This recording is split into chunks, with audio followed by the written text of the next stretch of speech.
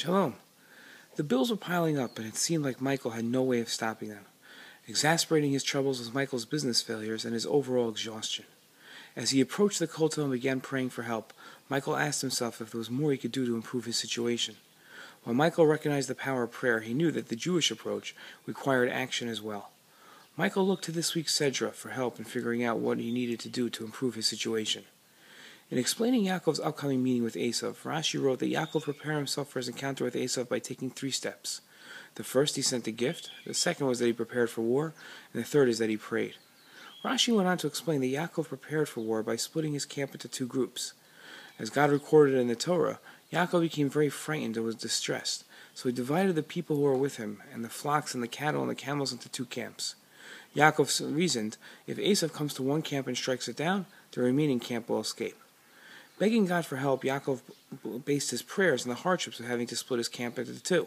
As he said, I have become small from all the kindness and from all the truth that you have rendered your servant. For with my staff I crossed this Jordan, and now I have become 2 camps. Now deliver me from the hand of my brother, from the hand of Esav, for I am afraid of him, lest he come and strike me, and strike a mother with his children. As children, we are taught that Yaakov split his family into 2 camps, and only reunited when they were safe. But Michael soon saw that the text just didn't support that theory. Hashem wrote that before traveling to Esav, Yaakov arose during that night, and he took his 2 wives and his 2 maidservants and his 11 children, and he crossed the ford at Yavok.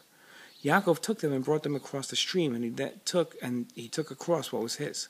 Yaakov lifted his eyes and saw, behold, Esav was coming, and with him were 400 men. So he divided the children with Leah and with Rachel and with the 2 maidservants, and he placed the maidservants and their children first, and Leah and her children after, and Rachel and her son Yosef last.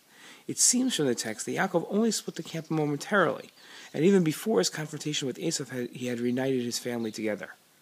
Michael realized that it was after Yaakov prayed, but before he sent gifts and confronted Esav, that he had already reunited his camp, which means that the only thing that changed and gave Yaakov the confidence to reunite his family was his prayer. Yaakov had confidence that Hashem would follow through on his promise to protect Yaakov and his family. He didn't worry about Esav hurting his family. All he had to do was send a gift to appease his brother, and he knew that he'd be fine. Michael realized that just as Yaakov did what he needed to do to be fine, as long as he took the necessary steps to ensure his success, he too would be okay. Shabbat Shalom.